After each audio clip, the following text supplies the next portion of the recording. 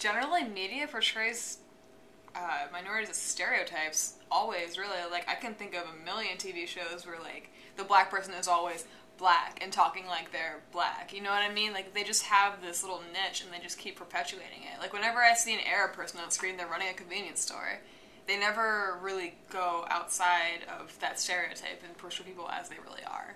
It's always like, this person's Indian, so they have to look and talk like they're Indian. They have to have an Indian accent. Most of the time it's like that. I've seen a couple of examples where they don't do that, but it's very rare. Two different programs over the years come to mind. One is All in the Family. And what was interesting about All in the Family is the change in attitudes from older people to younger people. So you have the father in All in the Family who represents stereotypes that have gone on for centuries.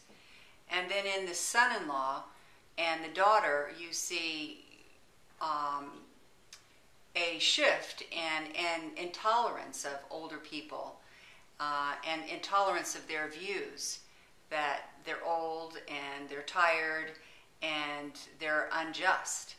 And it's done with humor, so it's not as uncomfortable as it might otherwise have been. But on the other hand, you see very clearly those things that your parents might have said, those things that you might have said.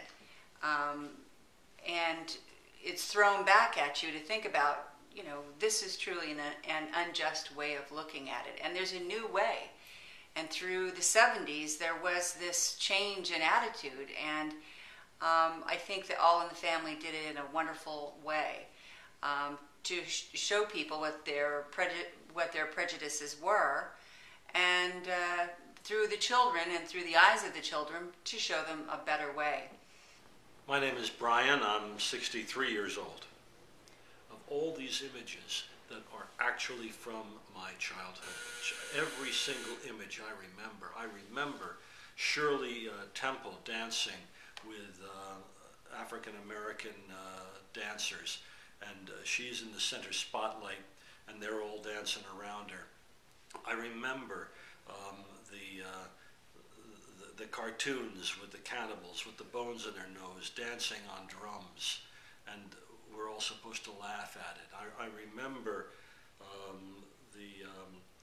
the images of the Little Rascals, and you know, you had Alfalfa. You know, he's a funny guy, and you had Spanky, but the real slams were against you know, making fun of people with you know, black people with the ribbons in their hair.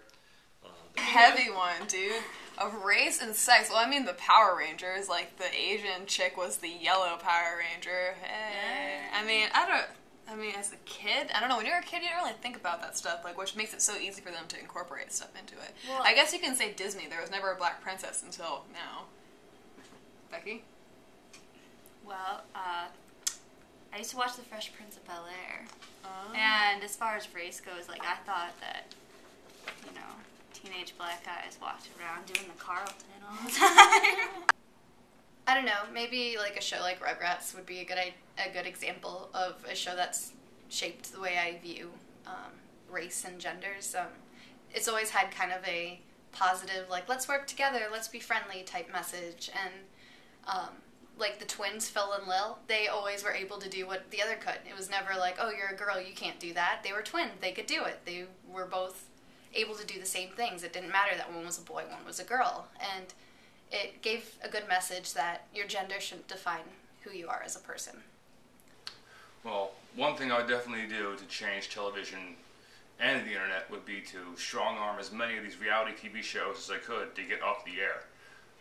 They're what many of my professors in college call potato chip programming. It's filler, it's meaningless, it's just a time killer. Shows like TMZ, The Jersey Shore, the Keeping Up with the Kardashians. These shows, they mean nothing except keeping the public upbeat of what is going on with current trends, which, from what I've noticed, many people are like rats in a maze. They will follow blindly, doing whatever the media tells them to do. If the media tells them to hop on one leg outside in the freezing cold with just a t-shirt on, they'll do it. The media has so much pull and control over this country, and they use it like they're puppet masters and we're the puppets.